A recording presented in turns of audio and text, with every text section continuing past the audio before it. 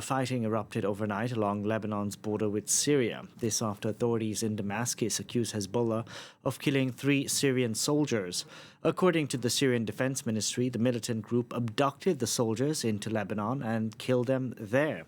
Hezbollah, meanwhile, has denied any involvement. For more on this story, we can go across to our correspondent, Rawad Taha, standing by in Beirut. Rawad, what do we know exactly? So this is not the first time clashes have erupted on the border between Lebanese militiamen and the Syrian army, and in particular the forces of the new Syrian army led by Syria's new President Ahmad al-Shara.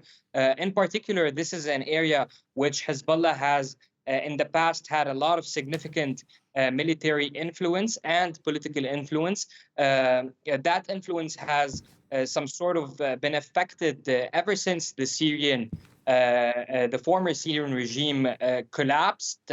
We know for a fact that Hezbollah withdrew from areas inside of Syria and retreated back into Lebanese territory. However, currently, as far as we know, that the clashes going on between the Lebanese side and the Syrian side, at least according to what officials here in Lebanon are saying, it is not officially Hezbollah that is pulling this fight.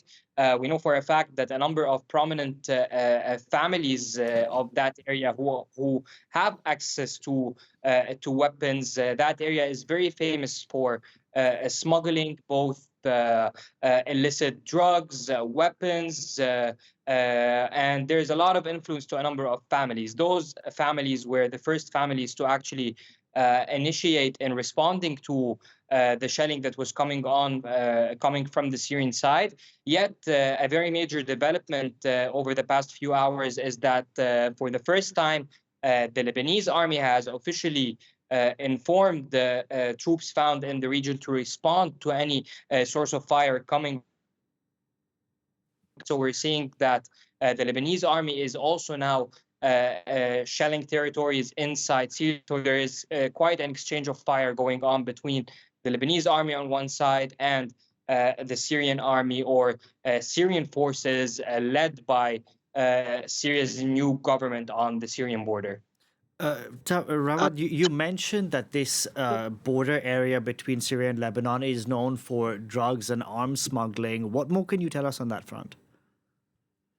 So in particular, that area of the northern part of the Bekaa Valley and the northern eastern part of the Bekaa Valley has been a hub of Captagon production for decades. It was also an area where there was loose control over the border between Lebanon and Syria. In particular, we know that also a lot of Lebanese families have lived on both sides of the border, especially under the sovereignty of Syria. That changed over the past few weeks when a few weeks back, the forces of the new Syrian army led by the new government launched an attack on a number of inside Syria, yet they were populated with Lebanese families.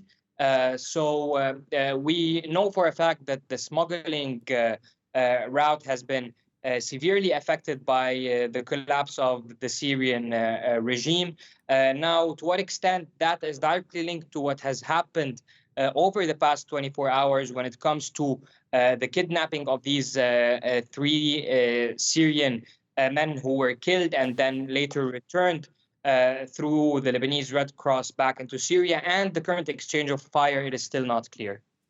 Robert, thank you very much for that update. Rawad Taha reporting there for us from Beirut.